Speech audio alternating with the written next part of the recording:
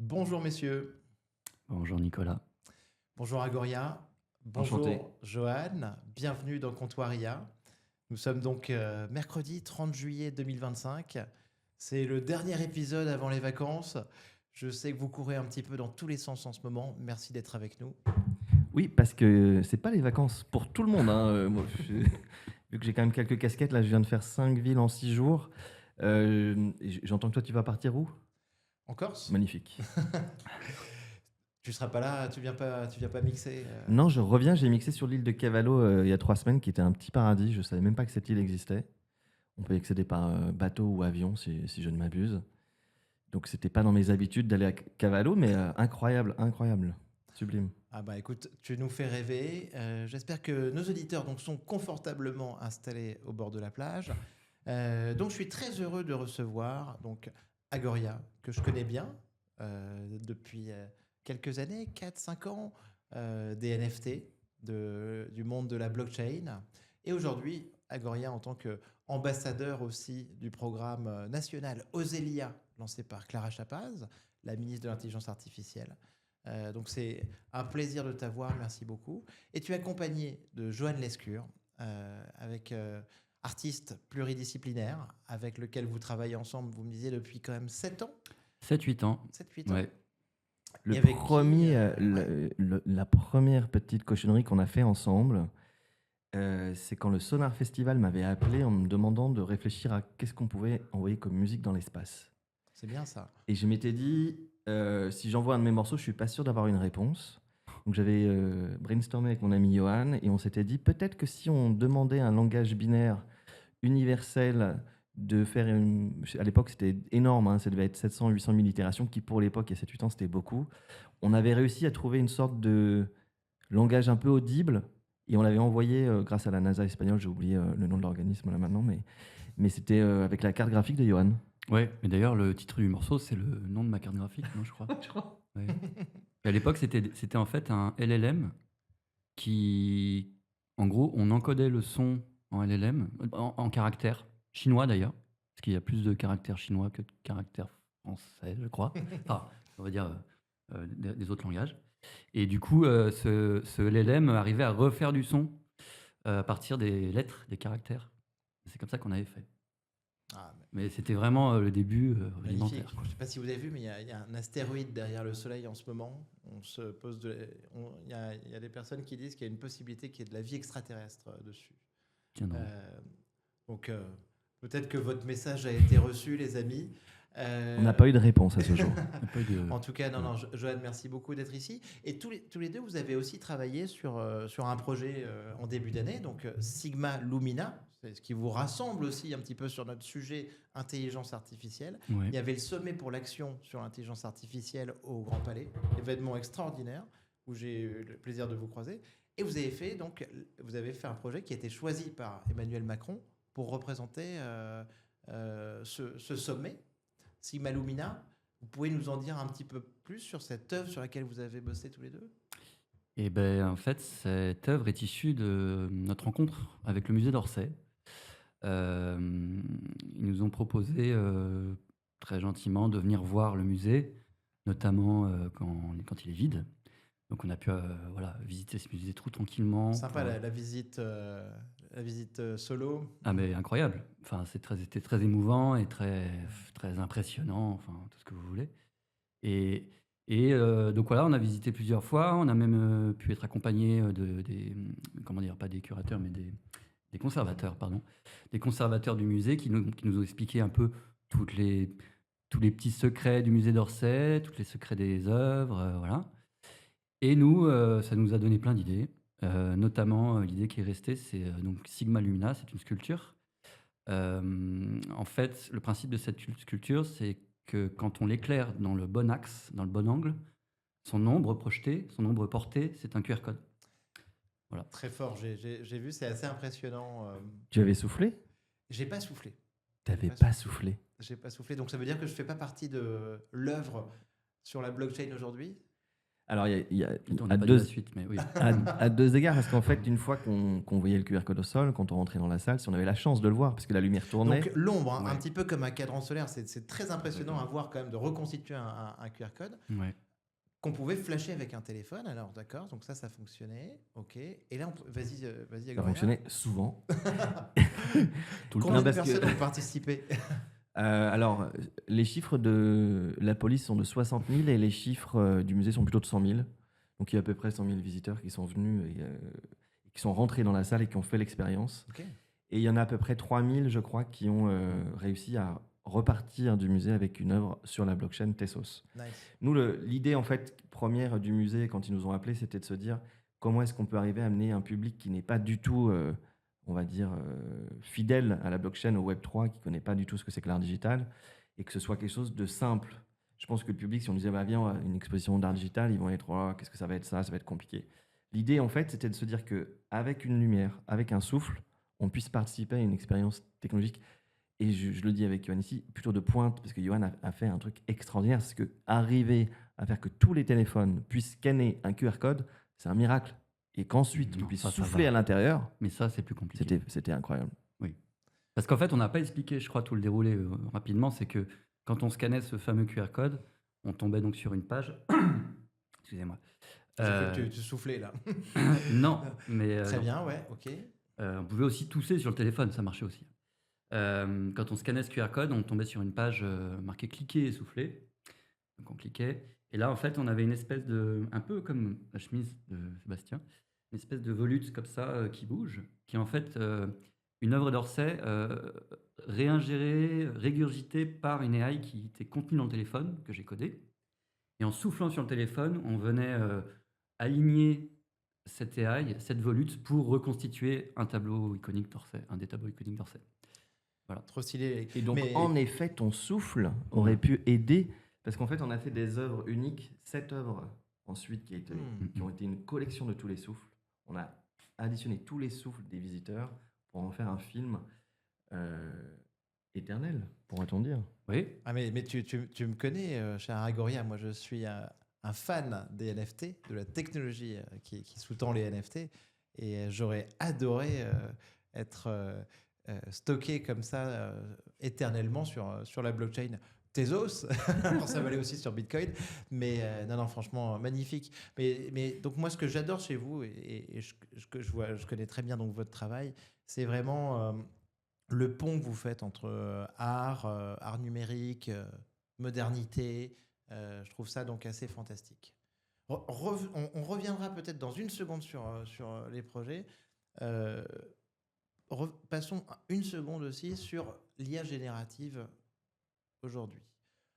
Comment est-ce que vous avez vu, comment est-ce que vous avez vécu, vous, ChatGPT? Vous vous souvenez de la première fois où vous l'avez utilisé? Ça vous a impressionné? Alors, je sais que vous bossiez avant sur l'IA. Agoria m'a dit depuis 2010, donc ça veut dire pionnier, quasiment Geoffrey Hinton, Deep Learning, réseau de neurones, ImageNet et tout ça. Mais ChatGPT, ça vous a fait quoi? Vous vous en souvenez ou pas? Et vous étiez certainement déjà peut-être sur des IA de génération d'images aussi. Enfin, Bah, moi, ma première approche, c'était notamment ces synthèses pas vocales, sonores, par des LLM, qui étaient un peu un hack. Ouais. Parce que à la base, je me souviens plus du nom des modèles, mais c'était des modèles pour typiquement lui rentrer tout Molière, et il nous ressort une pièce qui pourrait ressembler à Molière. Spoiler, ça marchait pas vraiment. Enfin, c'était. en sonore? Non, non, Ah, pardon, en texte. en texte, bien sûr. Mais du coup, ce fait de. Donc c'est la définition d'un LLM, c'est-à-dire qu'on lui donne du contenu, on lui donne un seed, un start, et il va essayer de continuer le contenu comme ce qu'il a appris. Bien sûr. Et en mettant donc en encodant, je vais y arriver, en encodant du son en caractères écrits, en lettres, en fait, on arrivait à que ce LLM puisse produire du son. Donc c'est ça mes premières explorations. Wow. Et j'avais réussi à refaire la voix de Léo Ferré un peu. C'était très guttural, très outre-tombesque. C'est assez joli. Mais ces expériences dont tu me parles, c'était il y a combien de temps? À peu Bah, près, du coup, t'as ça, une idée, c'était il y a en gros une dizaine, oui, il y Ouais. a une dizaine d'années. Ouais. Ce qui est devenu, et ce que tu décris aujourd'hui, Mm. en vrai, tout le monde peut le faire. C'est devenu accessible. Faut connaître le bon outil. Tu utilises Eleven Labs Oui. et pour la voix, par exemple. Mm. ChatGPT pour simuler, tu vas lui demander en persona d'imaginer du théâtre de Racine ou un truc comme ça. Ils te le font. Oui, mais il va le faire trop bien, je trouve. Parce que ce qui était intéressant sûr. aussi dans ces matériaux à l'époque, Bien c'est sûr. que c'était très, très, très approximatif et très hallucinogène. Et bah, artistiquement, c'était intéressant, Mais quoi. tu as raison, t'as Mm, raison, mm, mm, Johan. mm. Euh, L'hallucination peut être vue comme une feature, comme une fonctionnalité, en fait. Tout à fait. On essaie de les corriger à fond en ce moment pour avoir quelque chose de déterministe, de plus fiable pour les entreprises. Mm. Mais certainement, en tant qu'artiste, il y a un truc génial Bah, sur ce c'est- côté aléatoire. En tant qu'artiste, c'est souvent dans l'erreur qu'on Mhm. fabrique les perles. Donc, Et d'ailleurs, Agoriade, on oui. peut remarquer que ce qui va rester, ce sont les erreurs. Ce qui va marquer l'histoire et ce qui la marque aujourd'hui, c'est ce qui est imparfait. Tout ce qui est, chaque semaine, on voit une pléthore de nouveaux outils AI et qui font des trucs incroyables en soi, techniquement, en termes de résolution. Hmm, Mais on les a digérés et on les a oubliés aussi vite qu'on les a vus. ouais. Ce qui reste, c'est ce qui est imparfait. Ce qui reste, c'est ce qui est singulier, en fait. C'est-à-dire que même l'AI peut avoir une singularité. Moi, quand j'ai commencé en 2010, c'était avec un hologramme japonais qui s'appelle Sympa. Hatsune Miku. Tu l'as trouvé où Tu Alors, l'utilisais où Bah, les Japonais, tu nous fais rêver là, on est un peu dans les Star Japonais Wars, sont des mais- geeks. Ok. Et j'étais entouré de geeks. Ouais. T'étais au Japon, excuse-moi Ouais, j'étais au ou- Japon, D'accord, ouais. ok. Mhm. Et on m'a dit, tiens, est-ce que tu voudrais pas rencontrer la personne qui a créé l'algorithme Vocaloid? Avec grand plaisir, on commence à sympathiser. Et il m'emmène au concert d'Hatsune Miku. Alors moi, je m'attendais quand même à voir un artiste. Et que cet artiste soit aidé de façon euh, parcellaire par l'algorithme. Et en fait, tu es sur scène, il n'y avait personne. Sur scène, la scène était vide. Mhm. Il y avait une projection d'un algorithme, et cet algorithme était un hologramme, et c'était l'artiste. Et on avait donc Hatsune Miku, l'algorithme sur scène, devant 5000 ou 6000 Japonais, qui étaient tous avec des sortes de rayons laser dans les bras, comme ça, qui chantaient comme si c'était Johnny Hallyday. Et c'était impressionnant à voir. Ils connaissaient tout par cœur. Et à la fin, le concert s'arrête. Bon, bah, il y a des petites larmes, l'artiste saute des scène. C'était extra. Et on était en L'hologramme, 2010. Agoria, l'hologramme, il était à taille humaine parce que Ouais. l'hologramme, moi, ça me fait un Ouais. peu rêver, tu sais. Mais d'ailleurs, je parlais de Hatsune Star Wars Miku- et tout ça, mais c'était donc une projection un peu à taille humaine. Ouais, et Hatsune ok. Miku fait des tournées en France. Ah C'est oui. une star mondiale, Hatsune Miku, en vrai. Et donc, j'ai fait un featuring avec Hatsune Miku. J'étais très heureux de pouvoir collaborer avec cet artiste Classe. extraordinaire. Et je me souviens avoir fait pas mal d'interviews à l'époque quand j'en parlais. Et les gens me disaient Oh, qu'est-ce que tu nous racontes? Mais qu'est-ce que tu fais? Mais qu'est-ce que c'est encore que cette idée loufoque où cela va nous amener nulle part? Bien sûr. Et avec Johan, ici présent, on avait aussi fait un projet comme ça quelques années après, où j'avais fait un clip avec un réalisateur argentin que j'adore, Hernán Correa, pour mon morceau You're Not Alone. Sublime clip dans le désert. Yann Autolone, on connaît tous en plus. Et j'avais dit à Johan, quand même, on pourrait essayer de faire un remix, parce que je faisais faire des remixes par des artistes vivants, de physique. Peut-être qu'on pourrait faire un remix de ce clip par une IA. Et on l'a fait, ce remix, par l'IA. Et je trouvais que c'était très, très beau, très, très chouette. Il y a des choses que j'ai ressorties aujourd'hui, peut-être qu'on les présentera bientôt. Et je me souviens de la réaction d'Universal. Ouais. Ça ne marchera jamais. Mais jamais. Mais qui pourrait être intéressé par une IA qui remixe un film, enfin, une IA qui ferait une œuvre, mais ça ne marchera jamais. Et je bois du petit lait quand même un peu aujourd'hui. Ah bah le ça ne marchera jamais, on le connaît. C'est sûr que je pense que c'est jamais une bonne posture, en tout cas par rapport aux avancées technologiques qui se passent en ce moment. Universal se fait challenger énormément. On va reparler tout à l'heure aussi des IA musicales. On peut. Juste, petite question traditionnelle, les outils d'IA que vous utilisez, vous, au quotidien, tous les deux, ou votre outil préféré, et une petite astuce que vous auriez pour nos auditeurs. Moi, j'utilise énormément Cursor Ok, d'accord. et ChatGPT+. Ouais. Euh, Et ChatGPT+, donc tu as un compte payant, très bien, Cursor. Ok, top. voilà.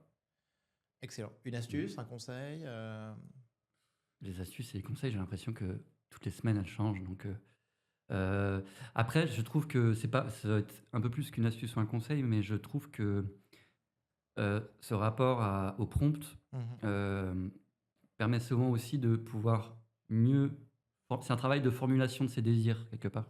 Mhm. Et ça, c'est assez intéressant. Donc j'ai Clarification. peut-être clarification, peut-être appris à mieux et à savoir qu'est-ce que je peux lui demander et qu'est-ce que je vais pas lui demander. Je vais pas lui demander quelque chose d'énorme, parce que comme un être humain, pour l'instant, hein, peut-être que après-demain, GPT-5, je ne sais quoi.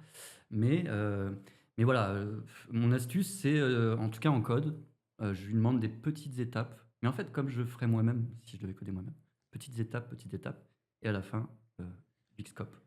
Ce que tu dis est hyper intéressant parce que donc tu soulèves en effet la clarification dont parle Agoria, la manière de savoir poser la bonne question, et c'est au final c'est un petit peu ça qui devient le plus important, un peu comme donc dans le Hitchhiker's Guide 42, donc le guide du voyageur intergalactique, hein, poser la bonne question à Deep Thought, l'ordinateur, et de l'autre côté, en ce moment il y a une loi qui semble se détacher, c'est que tous les 7 mois, on double le temps des tâches que les LLM peuvent faire pour nous.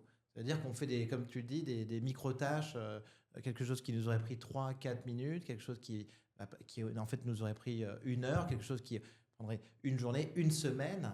Et ça, cette exponentielle-là est assez dingue. Tous les 7 mois, tu dis. Peut-être que dans quelques mois, tu pourras lui poser une question, lui dire, tiens, je veux cette app.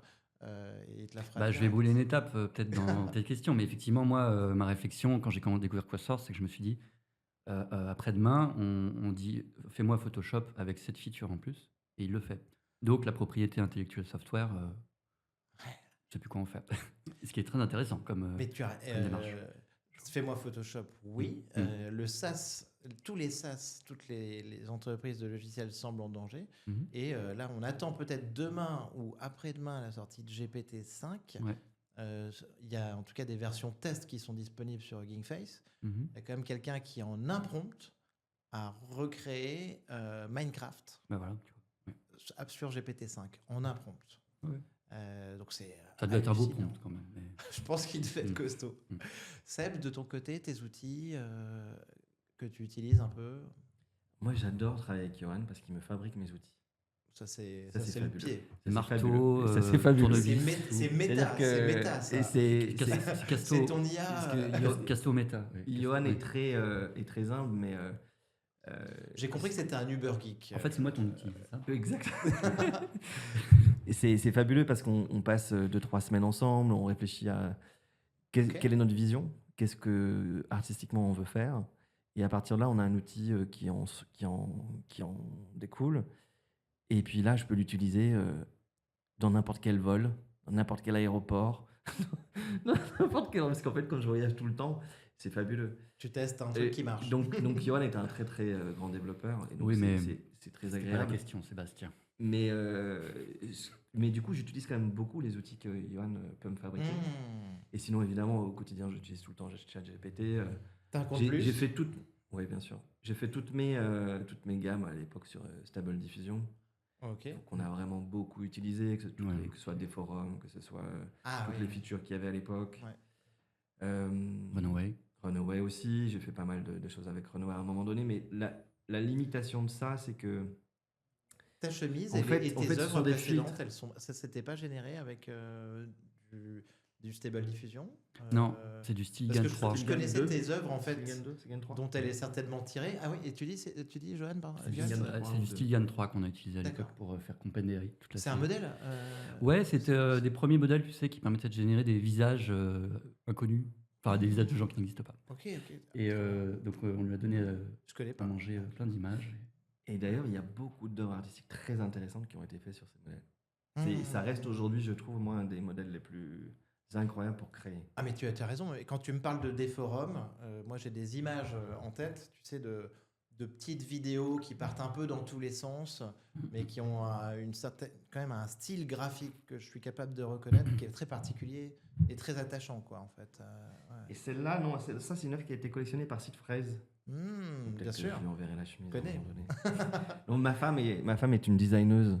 Et du coup, elle s'empare un petit peu des œuvres et elle a envie de créer des chemises, des robes. Et donc, let's see where we go with it.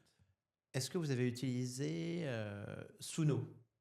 Oui, Suno, donc j'ai l'IA beaucoup pour utilisé générer Suno. de la musique. Oui, Encore tu récemment, plaides mais coupable. non, non, alors, Non, non. Et je sais que vous avez un regard éveillé là-dessus. Mais donc, parlez-moi un petit peu de Suno, de cette bah, IA surtout musicale. depuis que Suno permet de faire des stems. Ah, excuse-moi, Si on, Suno, des stems. quand on générait Suno sur un clic et qu'on avait un morceau, ça n'avait aucun intérêt. Hmm.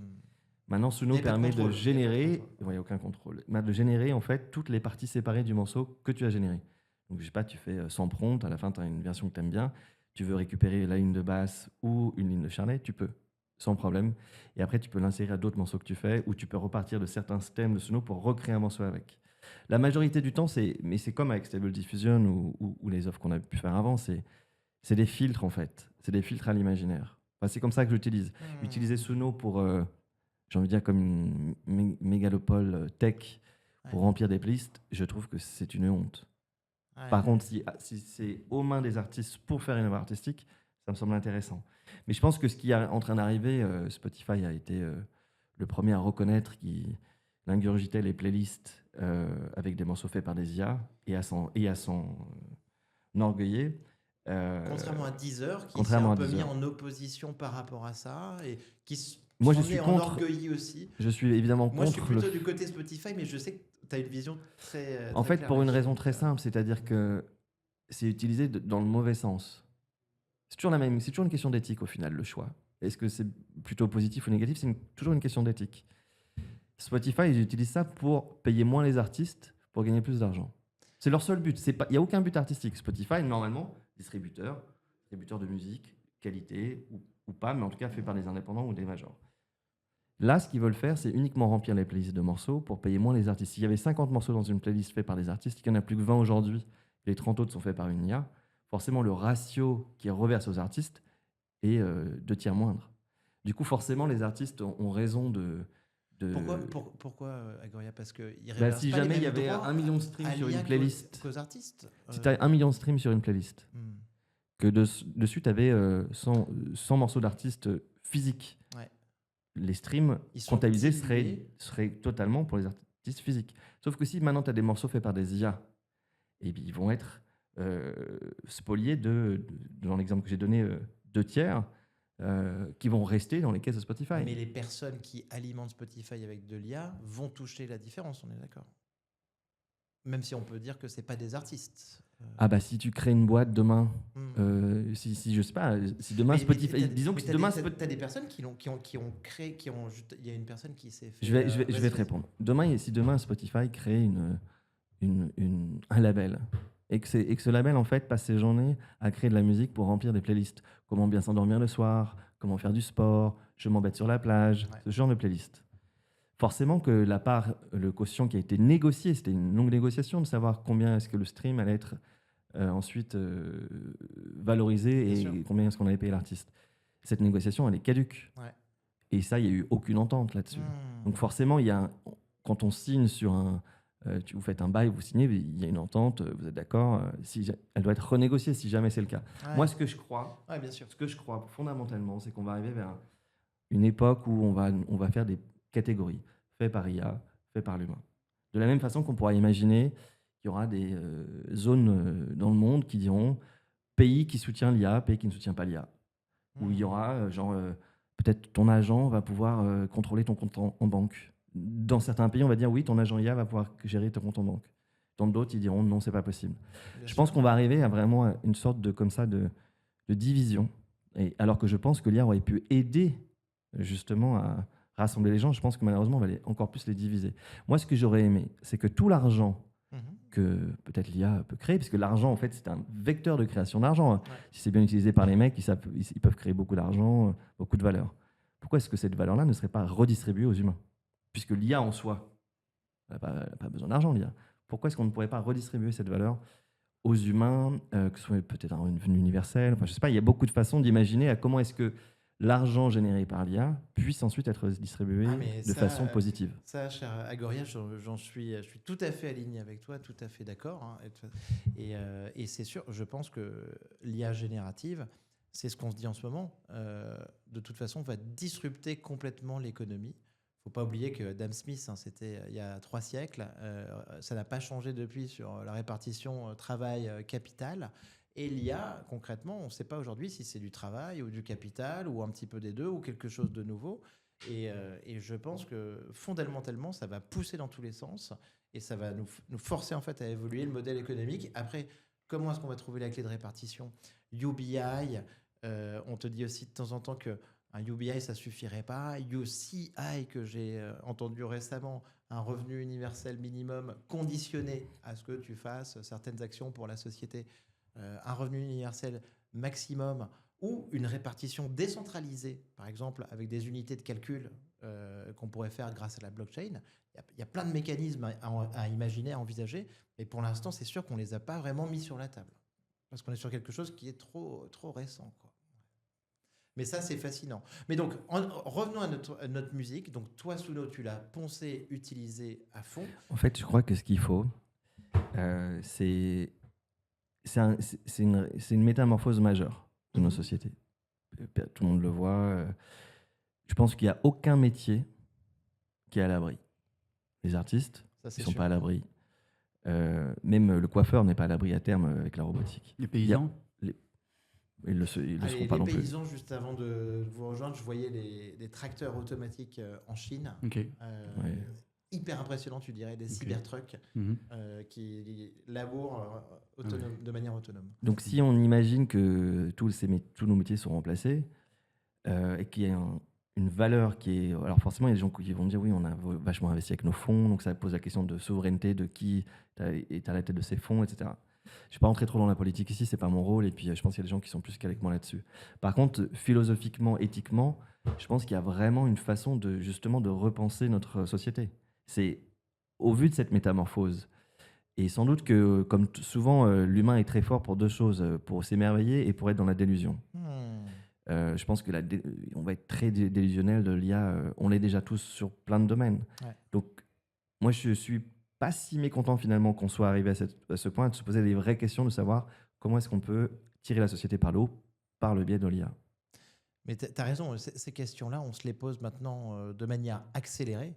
Et je pense qu'on avait besoin de ce choc de l'IA, en fait, pour tout simplement se retrouver dos au mur face à ce problème et être obligé de se poser ces questions. Et arrêtons avec la question éternelle et qui, moi, m'épuise, que tous les jours, j'ai des podcasts sur mes pages.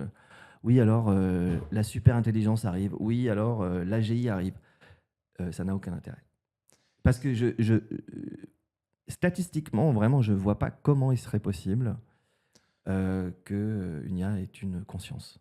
Parce que déjà, excusez-moi, mais en tant qu'humain, il faut une définition par rapport à ça. En tant qu'humain, est-ce que tu sais déjà où est ta conscience? Ton intelligence, elle se situe où? Est-ce que tu sais où est-ce qu'elle est? Est-ce que tu penses que ce que tu vois avec tes yeux est une réalité, une vérité? Je pense que tout ça, en fait, est complètement caduque. Donc, comment est-ce qu'on peut imaginer qu'une IA puisse avoir ça alors que nous-mêmes, autres humains, on serait déjà bien à mal de définir notre conscience et notre intelligence? Tu as raison. La conscience, c'est très difficile. C'est une notion, on a le sentiment d'exister aussi avec les autres. Après, tu as même la notion de sentience qui est à côté. Mais par contre, et AGI, intelligence artificielle générale, il n'y a pas de définition officielle et elle n'a pas encore été posée. Donc, est-ce qu'elle requiert la conscience ou pas? Mais qu'elle soit capable de faire des choses extraordinairement plus vite que nous, super. Mais je ne vais pas faire la compétition avec une voiture. Je ne vais pas faire la compétition avec... c'est pas le but. Et donc, moi, je serais ravi que l'IA m'aide à faire beaucoup de choses que je serais incapable de faire. Ça, tu as raison. En fait, je suis tout à fait d'accord. On se pose en opposition avec une voiture pour courir aussi vite qu'elle, ou tu vois, un avion qui va voler par rapport à un oiseau, voilà, ou notre intelligence, notre capacité de calcul, en fait. Mais tout simplement, en fait, ça veut dire que je pense qu'on va commencer à préciser beaucoup plus qu'est-ce que c'est que l'intelligence, qu'est-ce que c'est que les intelligences. C'est ça qu'on va définir dans les mois, années qui viennent, j'espère. Mais là, la notion dont on parle, quand on parle AGI, moi, je me réfère à un peu une définition d'OpenAI, un peu Silicon Valley, même si on a des différentes, mais qui est être capable par donc un logiciel, par un chatbot, même plutôt par un agent, une IA, de faire toutes les tâches économiquement viables, tu vois. Et on parle souvent surtout des métiers des services dans un premier temps. Les métiers que tu peux faire derrière un ordinateur, CMD, KMD, keyboard, mouse, desktop, ça, est-ce que tu vois l'IA peut le faire? Et en vrai, si tu écoutes Sam Altman et tout ça, on te dit que d'ici 1 an ou 2, on peut s'en rapprocher. Je pense qu'il y a un amalgame. Je reviens sur. C'était une bonne question, c'est définition d'intelligence et les intelligences. Je pense qu'on pense toujours que l'intelligence est la vérité. Et c'est un vrai problème. C'est une vraie question. Tu poses une question hyper intéressante. Parce que je pense que la vérité, elle est multiple déjà. Ouais. Elle est propre à chacun. Je ne sais pas s'il y a une seule vérité. Et donc, imaginer que l'IA puisse te donner la vérité sur chaque question, c'est se mentir à soi-même. Et donc, l'intelligence, en soi, c'est ce qu'on voit comme définir l'intelligence comme étant la vérité, est à mon avis déjà un postulat de base qui est faux. Mais merci de nous rappeler à ça, Agoria, parce que ça me fait penser, tu sais, à Elon Musk, qui est dans une démarche de... Alors attention, hein, je ne suis pas en train de parler des dérives Elon Musk et tout ça, mais en tout cas, son mojo, j'en ai pas parlé sur le podcast, mais avec XAI, Grok, l'IA d'XAI, il veut faire une IA dont l'objectif est de maximiser la recherche de vérité. On est sur du truth seeking. Mais voilà, mais ça fait tellement peur. Ça, c'est démentiel. Mais par contre, juste là, on parle d'intelligence, mais on est d'accord que c'est aussi une mauvaise traduction française, ce mot. Enfin, je veux dire, alors, c'est ce qu'on disait artificial par rapport intelligence, c'est pas l'intelligence artificielle, dans le sens où on l'entend. Par rapport à le sens anglais de intelligence, donc à la base du renseignement, de l'information. Mais moi, vous connaissez ma définition, hein, j'en ai tellement. Ça a été augmenté, algorithmique, ensuite ça a été. Je pense que c'est tu préfères le sens français? Moi, ça me va que ça colle, tu vois, en fait, ouais. quand même. Moi, je trouve que c'est trop flou comme terme, intelligence. Mais bon. Ouais. Mais attendez, cette discussion est hyper intéressante et passionnante. Hein.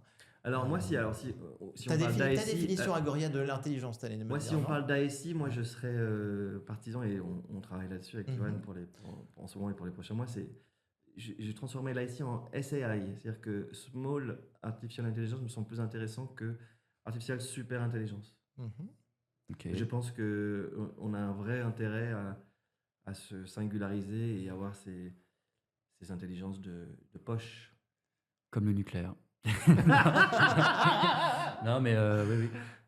Mais ça, on s'était dit, il y a quelques phrases comme ça qu'on devait placer aujourd'hui. Tu veux dire un réacteur nucléaire de poche? Ça, on a des amis physiciens à l'ENS et tout, et c'est vrai que c'est des trucs, des sujets de recherche assez forts, parce que si ça pète pas fort. Ouais. Et puis voilà, c'est toujours mieux de répartir que de centraliser, quoi, évidemment. Mais après, tu as raison, c'est ce sujet des small modular réacteurs. Voilà. Mais moi, il y a aussi, je voulais juste rebondir, c'est que il y a un mot, moi, qui me travaille depuis 6 mois, là, c'est le mot désir. Et je pense qu'une intelligence artificielle, appelons ça comme on veut, c'est pas la question de la conscience, je pense. La conscience, c'est beaucoup trop vague, c'est limite spirituel. Par contre, le désir, c'est quelque chose d'assez précis, je trouve, chez l'être humain. Et du coup, je pense pas qu'une machine puisse un jour avoir un désir personnel. Ça, j'y crois pas du tout. Le mot conscience, c'est trop compliqué, je pense. On ne peut pas l'utiliser. C'est très juste, et c'est d'ailleurs le projet que j'ai fait en fin d'année dernière, qui s'appelle Getaway, où en fait, rendre la musique rare à nouveau, pour pas faire un mauvais jeu de mots avec le président actuel des États-Unis. J'ai dit ancien déjà, mais... pourquoi ? Parce qu'en fait, on oublie complètement que ça reste un plaisir de créer. Ça reste un plaisir de faire de la musique.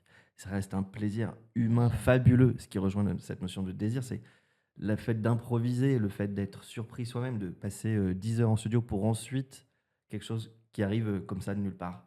On a désiré pendant 10 heures et ça nous sublime. Et en fait, ça, c'est un sentiment qui est complètement passé à la trappe. C'est-à-dire regarde, ça va te faire ton morceau en 3 minutes.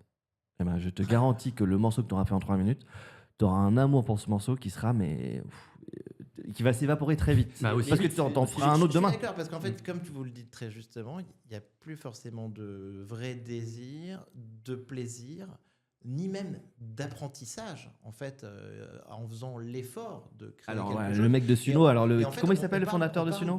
On parle de slop, de génération de contenus digitaux en masse, une espèce de pollution industrielle numérique.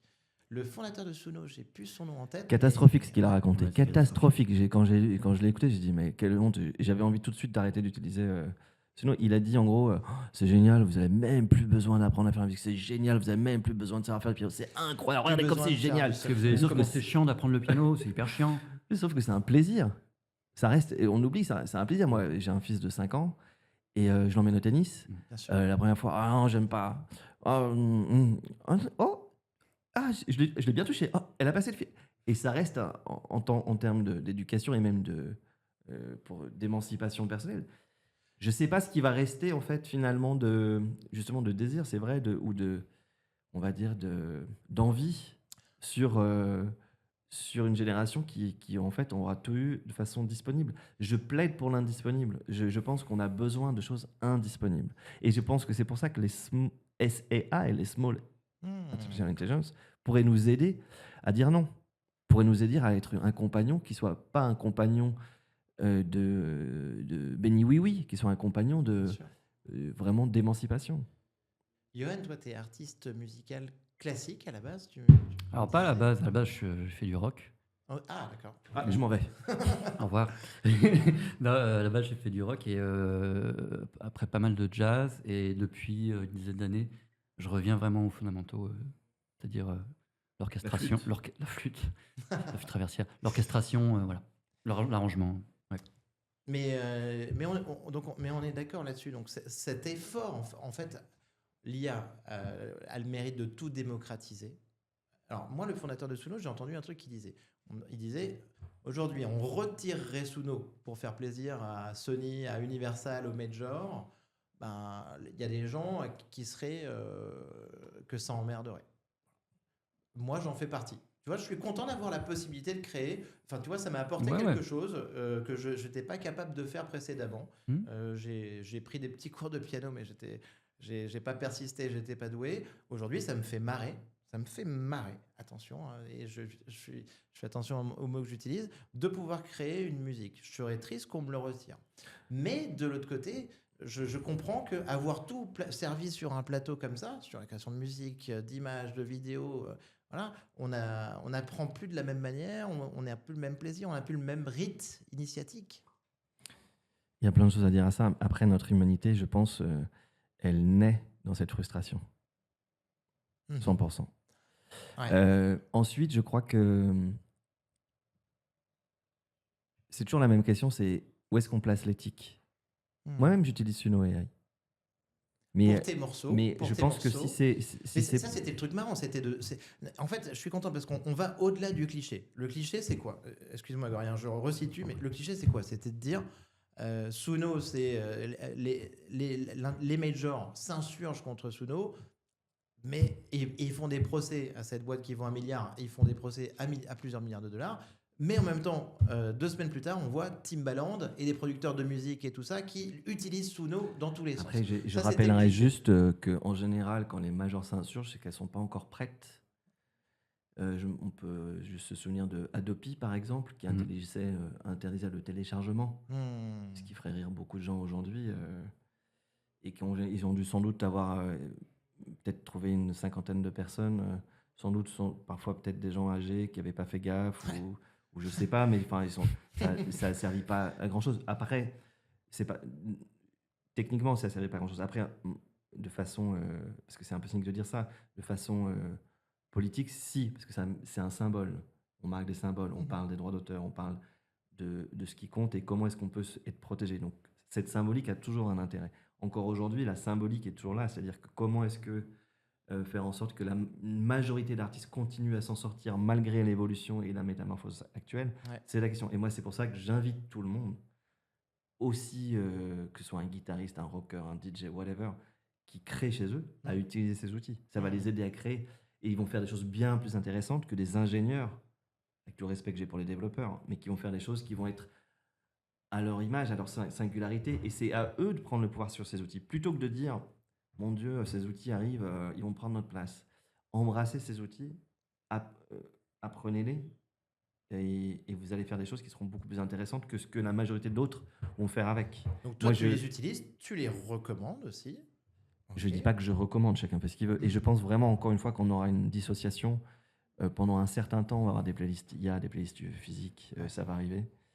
Mais les réseaux sociaux ont fait tellement de mal depuis 15 ans, mais tellement de mal. C'est-à-dire qu'aujourd'hui, un artiste, La position de l'artiste aujourd'hui, si je regarde les réseaux sociaux, c'est quelqu'un qui a beaucoup de followers, qui a une grande fame, qui s'habille bien, qui montre ce qu'il mange toute la journée, qui montre qu'il voyage en jet privé, qui fait de la musique facilement dans un jet privé.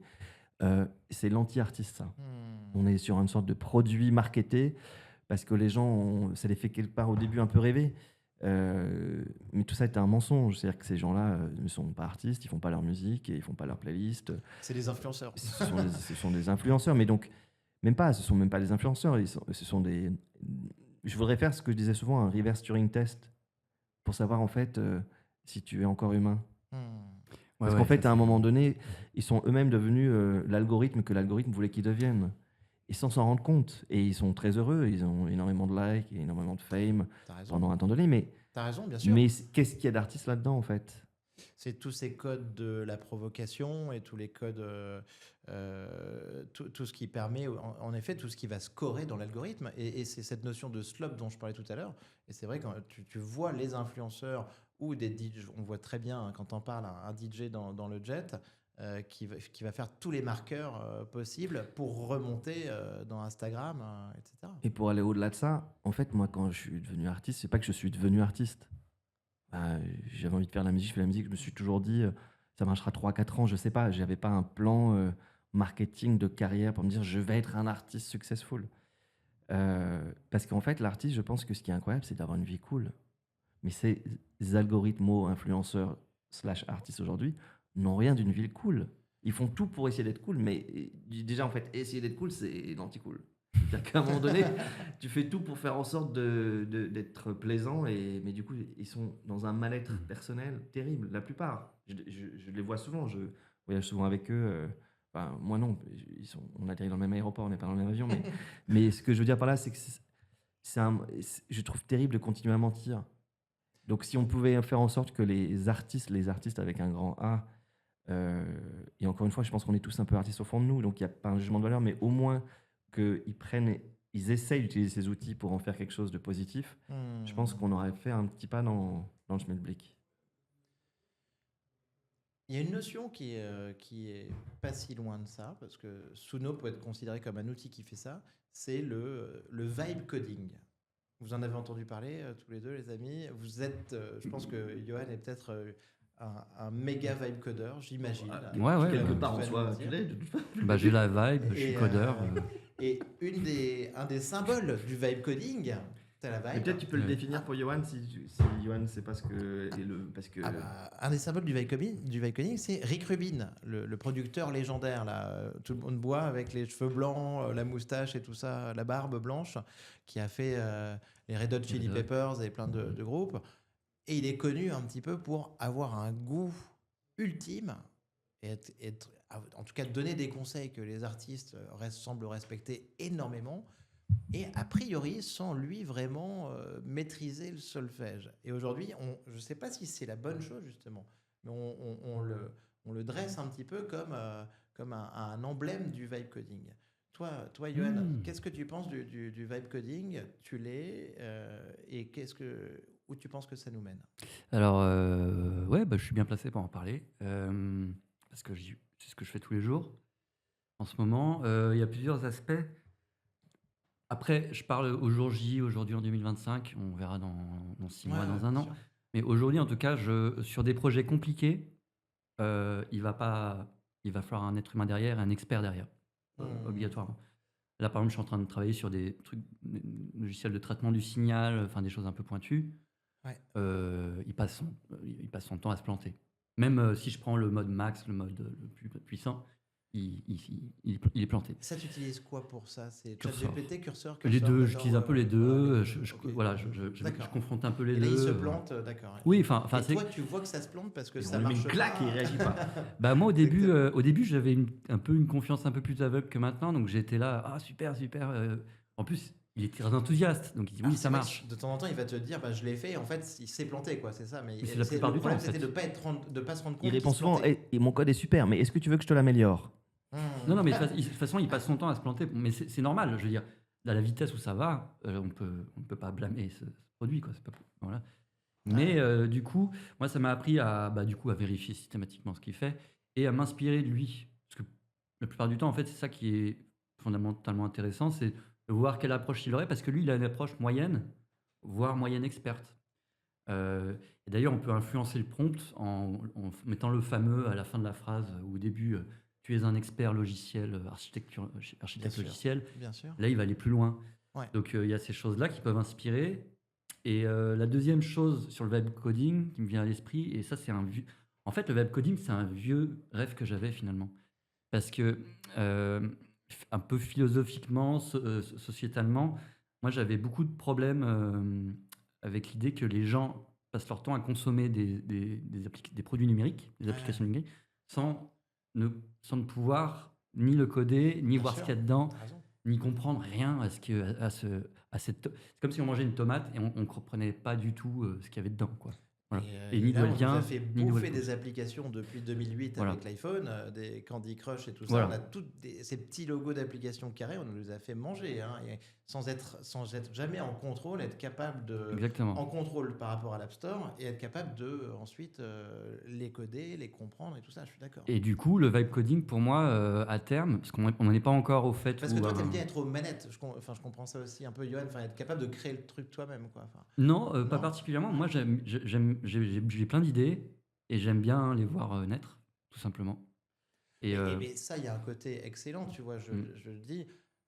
Il y a un côté, c'est se dire, aujourd'hui, ces LLM, ces outils, te permettent, pour des gens qui ont des idées comme toi, Hmm. de transformer une idée, t'es qu'à un prompt d'en faire un produit digital quasiment. bien Tu sûr, vois, c'est super. c'est quand même, pour tous ces gens, avant on disait Fabuleux. une idée ne vaut rien, Hmm. une idée vaut rien, ce qui compte c'est l'exécution. C'est un nouveau monde qui s'ouvre à nous, à tous ces rêveurs, quoi, on va dire. C'est ça, et d'autant plus que, par exemple, tout ce qui est les logiciels que les gens utilisaient sans pouvoir savoir ce qu'il y a derrière, bah maintenant chacun va pouvoir créer son propre marteau pour sa propre utilisation. Et puis éventuellement, bah. Alors après, je ne sais pas à quel point ça va pouvoir faire du commerce, parce que si tout le monde peut faire tout ce qu'ils ont envie de faire, Ouais. bah du coup, voilà. Mais je trouve ça révolutionnaire. Je fais souvent la parallèle avec la gastronomie, parce que c'est très parlant. Et c'est comme si tout Ouais. d'un coup, bah, on avait, tout le monde avait pu s'acheter des casseroles, des poêles et de quoi faire la cuisine. Alors qu'avant, c'était que du fast-food qui pouvait, enfin du fast-food ou du très luxueux, mais en tout cas, on pouvait pas faire nous-mêmes la cuisine, quoi. Là, maintenant, on va pouvoir, sans savoir faire, sans être un grand chef. Voilà. Ouais. Ouais. Donc ça, c'est. Mais franchement, super. c'est un changement incroyable. Mm. Je pense que, Mm. tu vois, j'ai même du mal à me projeter aussi, tu vois, avec un monde où tout ce que j'utilise autour de moi serait codé en direct à la demande Par toi, par ton moi, désir. à ma demande, par Mm. un outil qui m'aide, quoi. Tiens, j'ai besoin de faire Ouais. ça. Ah bah, ouais, c'est bon, c'est Ouais. fait. Ouais. Hmm. Et c'est fabuleux en termes de santé. Ok. Absolument fabuleux. C'est-à-dire qu'on a la chance d'avoir des amis à nous qui sont Ah oui. à la chaire de l'innovation de Paris ou qui sont en effet physiciens, biophysiciens et autres, et de voir ce qu'il est possible de faire au jour d'aujourd'hui et d'anticiper à quel point ça va pouvoir résoudre des pathologies, Bien sûr. sauver des personnes. Ça, c'est une des avancées fantastiques. Mm. Encore une fois, il faudra Merci. placer l'éthique au bon endroit pour qu'on tombe pas sur Laurent Alexandre, mais qu'on tombe sur des praticiens qui vont le faire dans un sens éthique Humaniste. et humaniste. Parce qu'en fait, c'est toujours le même sujet. En fait, l'IA est fabuleuse en soi, et c'est pour ça que je suis un des ambassadeurs et que je suis heureux d'en parler Bien autant sûr. que je puisse. Mais il faut à chaque fois, tu vois, Johan, il en parle très bien dans sa pratique. Je pense que moi, dans celle artistique, que ce soit visuelle ou musicale, c'est la même chose. Ouais. Quand je parle avec Eric Vibert, donc la chaire de l'innovation des hôpitaux de Paris, il est fou. Concrètement, quand je suis avec lui, je me dis, il est fou. Ouais. Il opère sur des GAN, il prend des foies de cochon qu'il transplante, dans lesquels il transplante d'autres foies. Enfin, c'est à chaque fois, je me dis, ils ont des idées, des Lui, il fait pratiques. de l'IA à fond au niveau médical, tu dis? Oui, oui. Ah bah, il faut que tu Et, me le et- présentes. Ben oui, Ah, dis il donc. sera ravi de venir, je pense. J'étais à avant-hier Volontaire, avec ouais. lui dans une salle d'autopsie. Excellent. Merci d'y Mais, être. Je pouvais mais pas. ça va, ça va. Ça a l'air d'aller. Oui. C'est bon, ça. Incroyable. Mais tu vois, j'aime beaucoup ce que tu dis, cher Agoria, parce que ça rappelle encore cette. Avec l'IA, je pense qu'on est toujours sur l'épée à double lame. sur. Alors, c'est- si je peux me permettre, c'est une côté- triple lame. Ah, bah, Il y a la vas-y. lame chinoise, la lame américaine, et je pense que la lame européenne, elle n'est pas encore sortie de son étude, mais elle est en train de sortir de l'étui. Et je Pour pense que l'instant, c'est un petit couteau, quoi. Oui, après, on essaie très français de dire ça toujours, mais non, je crois vraiment qu'il y a une possibilité pour que ce vieux continent, nos vieilles idées, nos vieilles envies, tous nos combats des générations passées pour avoir la vie qu'on a aujourd'hui, puissent être entendus. Je pense que c'est capital parce que ça viendra sans doute pas des deux autres flibustiers. Ah, complètement. Mais je t'entends bien sur ces mouvements tectoniques et ces trois grandes puissances. Sur la Enfin, et double, encore, on parle sur- même pas des BRICS et sur autres. hein. les lames dont je parle de l'IA, c'est ce côté en effet excessif, les dangers sur la médecine, les dangers sur l'éthique, et le fait que de l'autre côté, peut-être qu'en 2035, on pourrait guérir toutes les maladies avec l'IA. Et ça, on va pas dire non, tu vois, avec des personnes autour de nous et nous-mêmes qui peuvent être concernés. Et moi, tu vois, quand je discute avec l'Académie de médecine lors d'une conférence il y a quelques mois, j'entends quand même l'Académie de médecine qui se prononce en mai en disant on fait une recommandation en disant que un médecin qui n'utiliserait pas l'IA pour se faire un deuxième avis d'ici la fin de l'année 2025 aurait un comportement non éthique. Tu vois ou pas? Et j'étais là, Ok. j'étais épaté qu'ils en soient déjà là dans ce cheminement, tu vois, justement. Ah ouais. Et, Avec les dangers que ça c'est- comporte. Mais, Bien sûr. Bah oui, ça dépendra à qui appartient, à qui appartient ce modèle. Ah, tout à fait. Tout à fait. et donc, puisque ça m'a fait penser à un autre sujet qui est quand même tout aussi important, qui est celui de l'énergie. Bien sûr. Je crois que j'en discutais avec Étienne Klein il y a à peu près un mois. Il me disait, j'ai plus les chiffres précisément, mais les arguments, qu'à partir de 2030, au rythme actuel de consommation d'énergie, ce sera plus tenable. Donc en fait, à tous les gens qui pensent que la GI arrive et qu'elle est déjà intelligente, consciente, désireuse, whatever, peu importe comment on l'appelle, je pense qu'elle se serait déjà débranchée pour sauver l'humanité. Bon, ouais, enfin, pas sûr qu'elle veuille sauver l'humanité. Ah bah, si elle est intelligente. Non, bah, l'intelligence, ça ne veut pas forcément dire qu'on garde les hommes sur Terre. Et on a cette question d'alignement en fait entre nos intérêts et les intérêts de l'IA qui est compliqué. Mais tu as raison, les ressources énergétiques, on parle de quelque chose de très important. On a du mal à mettre un chiffre aujourd'hui. On ne sait pas si l'énergie consacrée aux data centers pour l'IA, on peut entendre à la fois, tu vois, 2030, 2% de la consommation énergétique mondiale ou 20%. Et là-dessus, on ne sait pas. Et je crois que ce qui est en train d'arriver encore plus vite que prévu, pour le coup, c'est que, bon, déjà, on sait tous qu'elles sont nées dans les années 50 pour comprendre comment fonctionnait notre cerveau. Et je crois qu'au jour d'aujourd'hui, elle va vraiment nous aider à comprendre le vivant. Aussi paradoxal que ce soit. Nos amis chercheurs au CNRS nous racontent quand même souvent que ça les aide énormément à développer des systèmes complexes, les comprendre, le vivant, comment... et je pense que ça va être une source d'information fabuleuse. Donc je pense que, puisqu'elle est forcément intelligente, cette IA, elle est créée par des gens comme nous, incroyablement positifs, elle se débranchera une fois qu'on aura la réponse à ça. Pour nous redonner notre liberté. Pour nous redonner une sorte d'espoir, voilà, le vivant c'est ça, on vous le donne, c'est un cadeau, au revoir. Ouais, bon, là, tu personnifies. Il y a toujours des gens. Je plaisante. On voit Scarlett Johansson. Oui, voilà. C'est une blague, c'est une blague. Les amis, est-ce que vous avez des conseils pour au niveau de l'éducation avec l'IA? Enfin, vous en avez parlé un petit peu tout à l'heure. Je ne sais pas si vous avez des enfants, mais il y a tout le temps des parents qui écoutent le podcast. On se pose beaucoup de questions. Est-ce que vous pensez qu'il y a des choses sur lesquelles justement il faut faire attention à ne pas l'utiliser n'importe comment? Est-ce que vous avez des conseils sur l'éducation, la formation à l'heure de l'IA? Moi, je ne sais pas si j'ai un conseil précis. Je sais qu'on a eu un dîner avec la ministre Clara Chapaz. Ouais. Et il était évoqué le fait que je trouve super, l'éducation était un des sujets centraux de ce dîner. Et notamment d'impliquer les maires de France pour faire des cafés AI ouverts à tous les citoyens. Bien sûr. Pour pour tout le monde, mais notamment pour les personnes âgées ou les enfants ou les parents. Et pour, voilà. Alors, qu'est-ce qui pourrait se dire dans ces cafés AI, notamment? Euh, euh,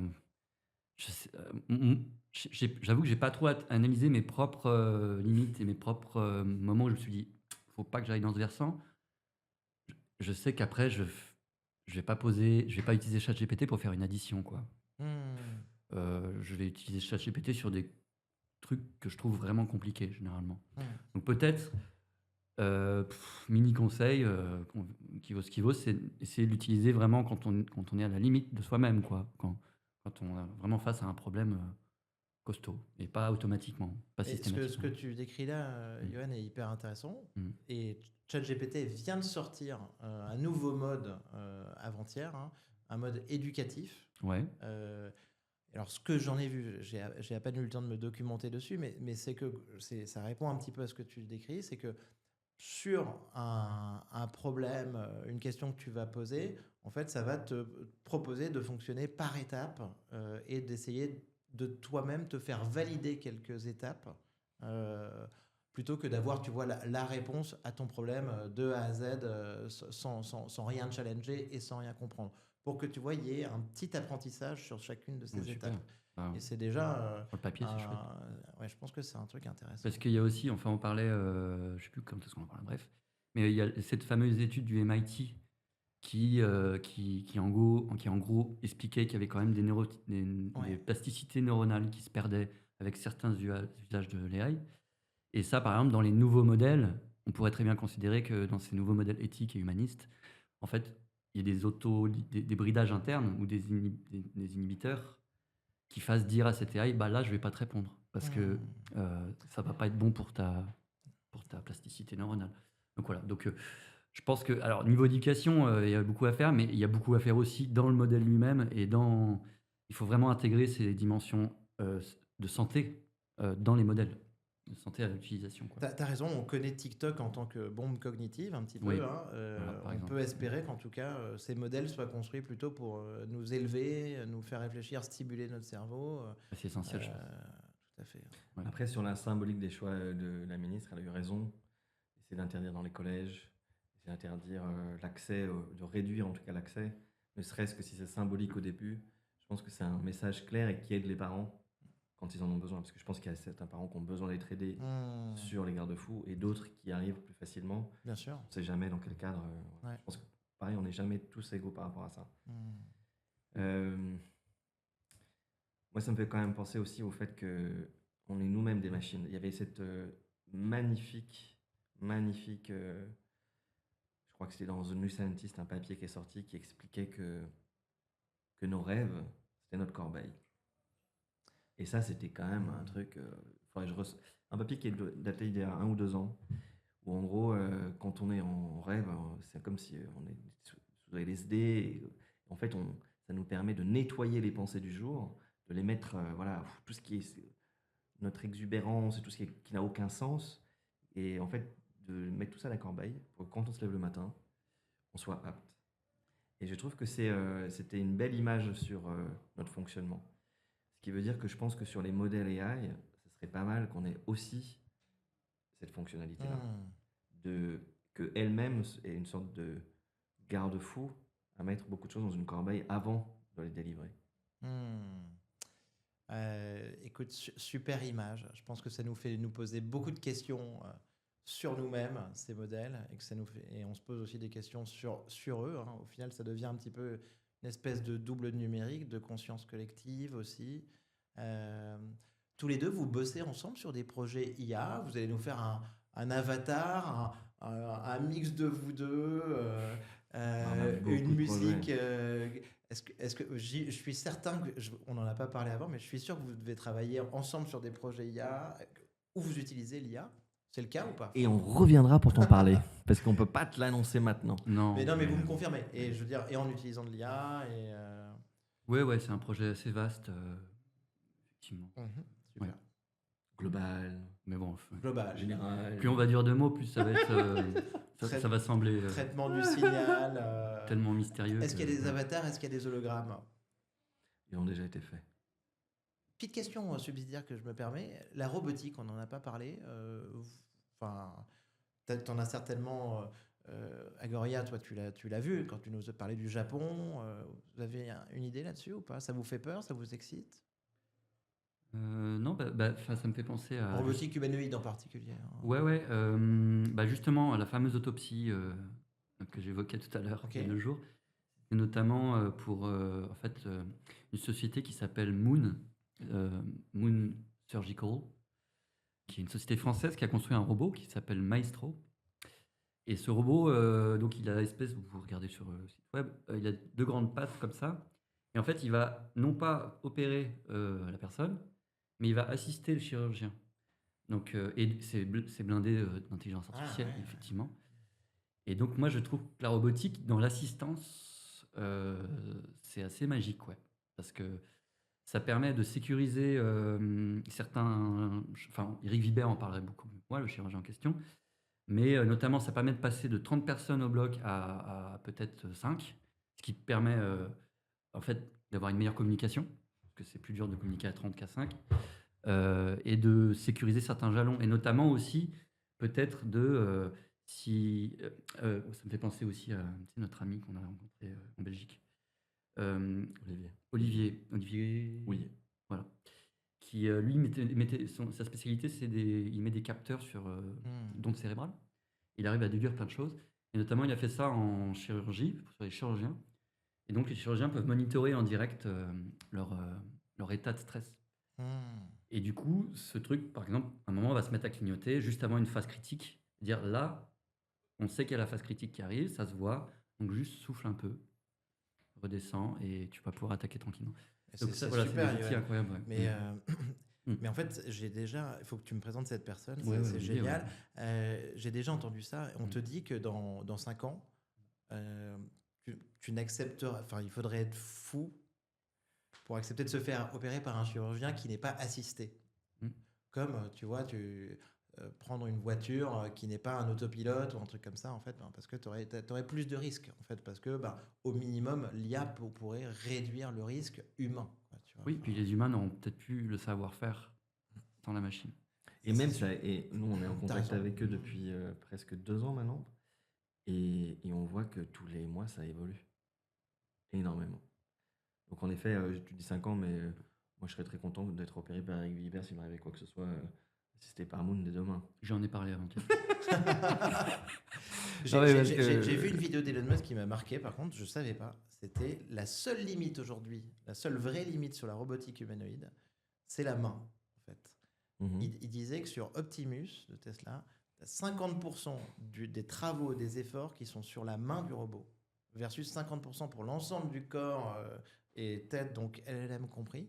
Parce que la main, en fait, on s'en rend pas. Enfin, en fait, quand vous parlez des chirurgiens, si on s'en rend un peu compte, mais en fait, on te dit que tout est dans l'avant-bras avec des muscles qui contrôlent ta main comme si ta main n'était qu'une marionnette. Il n'y a pas de muscles dans la main, tu as juste des tendons. Et que c'est un truc qui est tellement bien foutu qu'il est assez génial et qu'on n'arrive pas à reproduire ça pour l'instant chez le robot, quoi. Donc ça c'est quand même On a un projet qui colle magnifique. assez bien avec tout ce que tu racontes. On y arrive les gars. C'est pas bien. on peut On peut pas tout raconter. Oui. Les amis, est-ce que vous avez un film ou un bouquin de science-fiction à nous conseiller? Ouais, de toute façon, le meilleur bouquin d'anticipation, c'est 1984. Ça reste. On m'a sorti sur mon dernier épisode. Ah bah, je sais pas qui c'était, mais quelle bonne réponse. C'était très forte, je peux te dire. Écoute, non, ouais, moi je trouve toujours que c'est. Mais j'entends dans ce que tu dis, en pesant 1984, tu dis aussi d'une certaine manière, faisons attention quand même aussi. Ah bah, je crois qu'on l'a dit pendant toute cette petite heure J'ai entendu. d'intervention. Je crois que j'ai peut-être pas été assez clair. Mais je pense que c'est. Non, mais c'est très important de faire passer ce message, bien sûr. Merci, cher Agoria. Moi, je suis désolé, ça va peut-être pas être de la science-fiction. C'est pas grave. Mais parce que je me suis remis dans Henri Laborie, L'éloge de la fuite, qui est plus un sociologue, et c'est un essai. Mais je trouve ça tellement. Enfin, comment dire, c'est une étude qui est tellement profonde et intelligente sur l'humain, et sur le vivant, en fait, parce qu'il ne parle pas que de l'humain, il parle des rats aussi. Et on a croyez-le ou non, on a plein de similitudes avec les rats. Je ne crois pas. Je ne peux pas, mais je ne peux pas te croire. Si, Sébastien. Peut-être pas toi, mais les autres. Ah, Voilà, et du coup, voilà, moi je recommanderais ce livre parce que ça. L'éloge de la fuite, déjà, je trouve que c'est un beau titre. Mhm. Parce que je vais pas spoiler ni résumer, parce que je pense que je le ferai mal, mais c'est en tout cas démontrer que dans la vie, il est toujours important d'avoir une porte d'issue. Qu'elle soit là. Ça veut pas dire qu'on va la prendre, mais ça veut dire qu'on sait qu'elle est là. Qu'elle est là, quoi. Ça part de ça et après ça déboîte sur plein de sujets, l'amour, la technologie, plein de choses. C'est Magnifique. passionnant. Voilà. non, mais après, c'est dans les trucs un peu plus actuels. Emmanuel Ecochat, Ouais. fabuleux philosophe italien. Bien sûr. Métamorphose, je pense que tout le monde, en tout cas, devrait lire ce bouquin. Damasio. Damasio, Alors, fabuleux. Je connaissais pas Métamorphose, mais donc Emmanuel Ecochat. Emmanuel Ecochat, ouais. Emmanuel Ecochat. Ouais. Ok, excellent. Sinon, il y a. Damasio, alors Damasio, Bien oui, Damasio, je l'ai invité, on s'est parlé, et j'ai reçu un biohacker qui figure dans son dernier bouquin. J'ai sorti un disque de Damasio. Ah bon? D'un magnifique. artiste qui s'appelle Rhône et qui avait enregistré Damasio dans ses pensées lyriques. C'était fabuleux, sublime morceau. Bora, il s'appelle le morceau. Mais j'adore ce morceau. C'est Ben, c'est Damasio c'est la voix de Damasio dessus. Et sinon, un autre bouquin que j'aime bien Mais ça, récemment. ce morceau, il est fantastique. Je l'ai C'est écouté gentil. pendant des heures. Bah, c'était sorti sur mon label Infine, ouais. Magnifique. Et j'aime bien. Alors, mince, l'écrivain. Rendre le monde indisponible. Très bon bouquin, j'ai oublié le. Pierre. Ah, eh ben je le mettrai dans les commentaires, mais en tout cas, super le titre avec Damasio, cher Agoria. Puis Ivan Illich, peut-être. Sur l'outil. Ouais, Ivan Illich, tout ça, c'est des vieux machins, entre guillemets. Mais Toujours actuel. c'est Alors, même moi, futuristique. moi, pour les vacances, j'ai Mm. acheté, tu vois, j'ai trouvé un exemplaire oui, c'est vrai de qu'il faut la aller- Société de l'Esprit de Minsky, Marvin Minsky. Mhm. Mais c'est assez épais, mais n'empêche que tu vois les classiques dont tu parlais tout à l'heure, cher Agoria, hein, des années 50, pour comprendre un peu le fonctionnement de l'esprit, je pense qu'ils sont encore très Même actuels. avant, pour 1984. Hmm. Petite dédicace à notre ami Normandie, Guillaume, grand collectionneur d'Agoria, avec qui j'ai démarré un podcast qui s'appelait à l'époque Comptoir NFT, Ah oui. qui a donc muté, qui est devenu Comptoir Web3, puis maintenant Comptoir IA. Ah, c'est celui-là. Il Bah. est avec nous, il arrive. C'était une surprise. Mais je ne doute pas qu'il nous écoutera, et donc en tout cas, je le salue, je l'embrasse. Pareillement. Et je sais qu'il adore. Il nous manque. Il adore Agoria et Johan aussi. Messieurs, c'était un plaisir. À tous nos auditeurs, sur ces riches conversations, on vous souhaite de bonnes vacances. Profitez bien, parce que l'IA, c'est intense aussi. Il faut suivre. Donc, prenez du temps pour vous. L'éloge de la fuite dont nous parlait Johan. Ouais. Fuyez sur les plages, sur votre serviette. Déconnectez, Mhm. débranchez. Messieurs, merci beaucoup. On va suivre votre projet. J'espère que vous me ferez l'honneur de revenir pour en parler sur le podcast. Avec plaisir. C'était un plaisir d'échanger avec vous. Mhm. Merci Nicolas. Profitons du monde vivant. Et Osélia, on est tous les deux ambassadeurs donc avec Agoria, Osélia, et on va essayer d'en parler donc au maximum. Surtout, je pense que c'est un peu mon nouveau slogan, mon nouveau mojo, c'est utiliser l'IA pour gagner du temps, pour faire des choses plus rapidement, plus facilement, mais aussi pour savoir, avoir une idée de où est-ce que ça nous mène tout ça. Et c'est un petit peu ce que tu disais, Johan, sur être capable de générer de coder une application, de coder un logiciel qu'on va utiliser tous les jours. Si on n'utilise pas l'IA, je pense que c'est difficile de se faire un avis de où tout ça va, quoi. Et si quelqu'un Ouais. vous dit qu'il sait où ça va, dites-vous qu'il a 99% de chances de se planter. Je suis d'accord. Merci à vous. Merci à tous.